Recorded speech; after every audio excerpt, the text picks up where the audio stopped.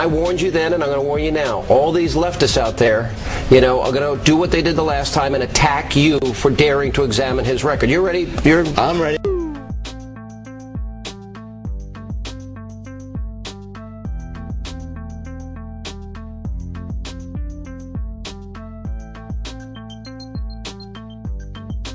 Great 4 years ago, 2004, you and John O'Neill launched right here on this show, your first TV interview. Correct. Unfit for Command, the Swiftboat Bets for Truth. That's right. It was our first television interview, and our first radio also was with you in the afternoon, just as today.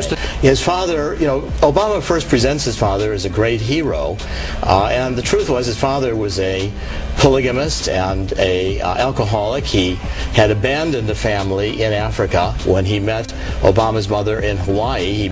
And I tie it to Obama's current politics. Obama is still today involved in the politics in Kenya, supporting Odinga, another radical socialist, running for president as recently as December 2007, with Obama supporting him, despite Odinga signing a memorandum of understanding with radical Islamicists in Kenya.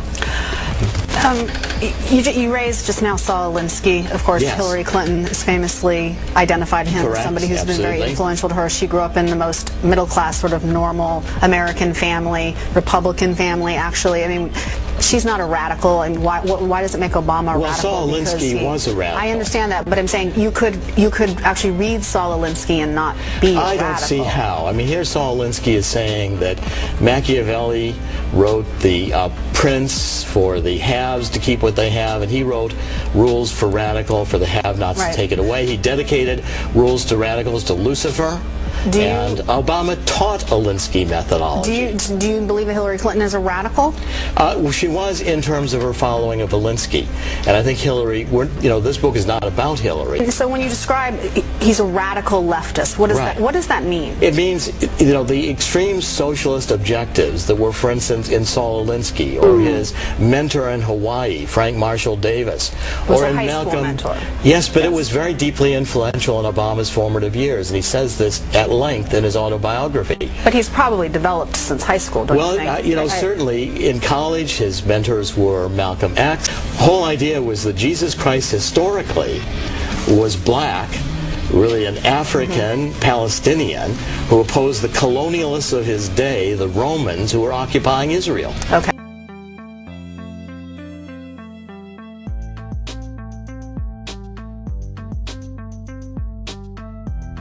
Yes. Did he lie to America about what he really knew about Ayers and Wright? He praises Malcolm X, blue-eyed devils, white people are Alinsky. Did he embrace people that he knew were radical? In a simple word, yes, he lied. A radical terrorist bomber. You go into Obama's far-left domestic policies, income redistribution, his Global Poverty Act, his support of abortion, even late term. After a child was born. A child was born. Obama in the state Senate wanted the child killed.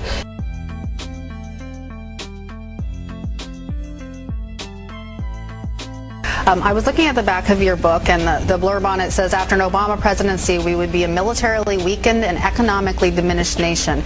And to me, that sounds like what happened under George Bush.